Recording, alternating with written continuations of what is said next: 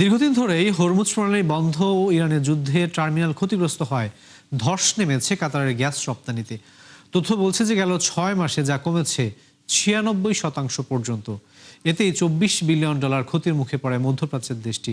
আর এই সুযোগে বাজার দখলে মরিয়া মার্কিন যুক্তরাষ্ট্র। এর মধ্যে গ্যাস রপ্তানিতে 10টি নতুন চুক্তি করেছে ওয়াশিংটন। আর জানাচ্ছেন নাদিয়া ইসলাম তুলি। বিশ্বের সবচেয়ে বড় গ্যাস রপ্তানি টার্মিনাল কাতারের রাস লাফান, যার বার্ষিক উৎপাদন সক্ষমতা ৭৭ মিলিয়ন টন। সম্প্রতি যুক্তরাষ্ট্র ইরান যুদ্ধে ভয়াবহ হামলার শিকার হয় কেন্দ্রটি। এতে ব্যাহত হয় বৈশ্বিক মোট সরবরাহের 20%। এছাড়া যুদ্ধের কৌশল হিসেবে হরমুজ প্রণালী বন্ধ রাখে ইরান। আর এতেই টালমাটাল বৈশ্বিক জ্বালানির বাজার, যেখানে সবচেয়ে বেশি ক্ষতির মুখে মধ্যপ্রাচ্যের দেশটি। তথ্য বলছে গেল 6 মাসে কাতারের গ্যাস রপ্তানি কমেছে 96%।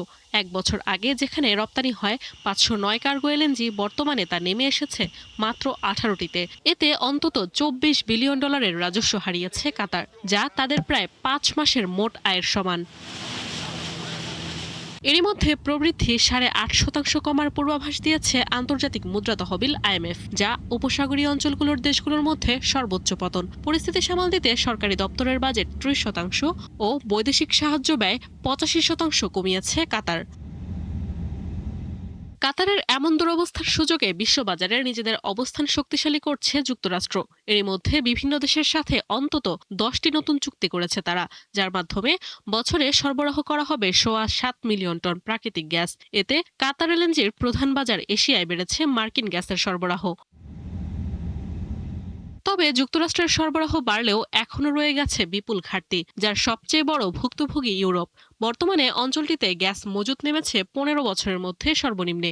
এতে আগামী শীত মৌসুমে তীব্র গ্যাস সংকটের শঙ্কা দেখা দিয়েছে। বিশ্লেষকদের মতে বৈশ্বিক সরবরাহ শৃঙ্খল ভেঙে পড়ে জ্বালানি সংকটের দিকে এগোচ্ছে বিশ্ব। নাদিয়া ইসলাম তুলি, ৭১।